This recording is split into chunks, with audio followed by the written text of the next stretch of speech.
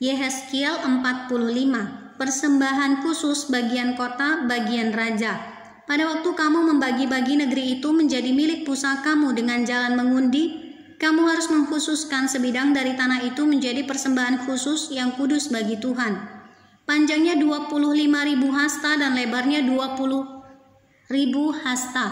Seluruh tanah yang di dalam batas ini adalah kudus. Dari tanah ini harus disediakan untuk tempat kudus suatu 4 persegi yang panjang dan lebarnya 500 hasta dan sekelilingnya ada lapangan yang lebarnya 50 hasta. Dari daerah yang sudah diukur ini, ukurlah sebagian yang panjangnya 25.000 hasta dan lebarnya 10.000 hasta. Disitulah letaknya tempat kudus dan bagian ini adalah Maha Kudus. Ini adalah bagian yang kudus dari tanah itu dan menjadi tempat bagi imam-imam yang menyelenggarakan kebaktian di tempat kudus yang datang mendekat untuk melayani Tuhan.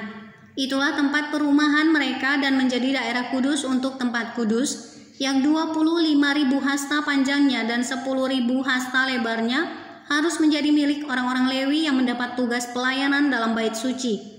Itulah kota-kotanya, tempat tinggal mereka. Sebagai milik kota harus engkau tentukan 5.000 hasta lebarnya dan 25.000 hasta panjangnya, berbatasan dengan persembahan khusus yang kudus itu.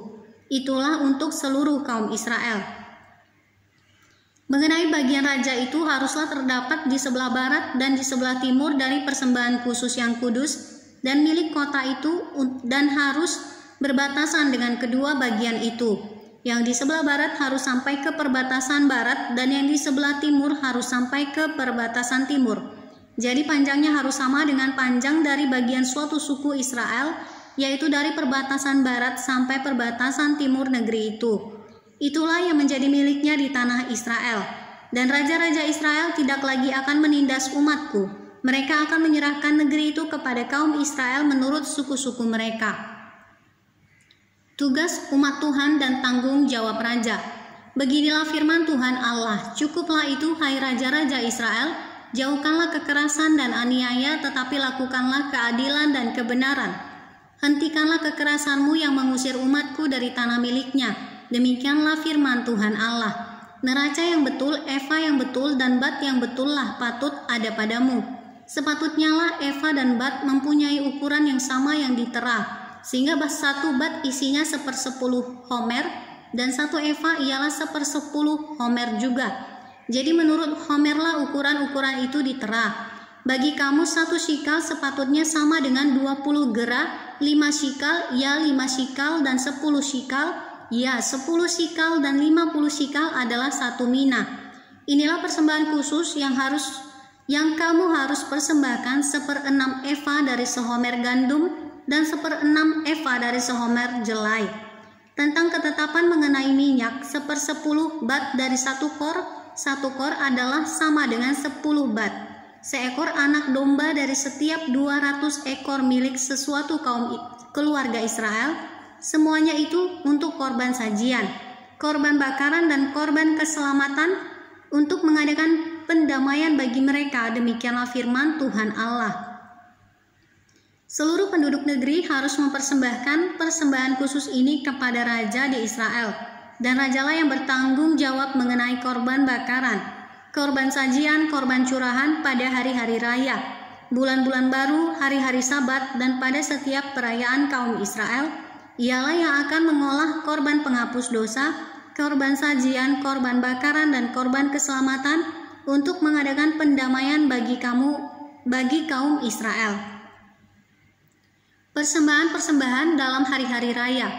Beginilah firman Tuhan Allah, pada bulan yang pertama pada tanggal 1 bulan itu ambillah seekor lembu jantan muda yang tidak bercela dan sucikanlah tempat kudus itu. Imam harus mengambil sedikit dari darah korban penghapus dosa dan membubuhnya pada tiang-tiang bait suci dan pada keempat sudut jalur keliling yang ada pada mezbah dan pada tiang-tiang pintu gerbang pelataran dalam. Demikianlah engkau harus perbuat pada hari pertama, bulan yang ke-7 demi orang-orang yang berbuat dosa dengan tidak sengaja dan tanpa diketahui.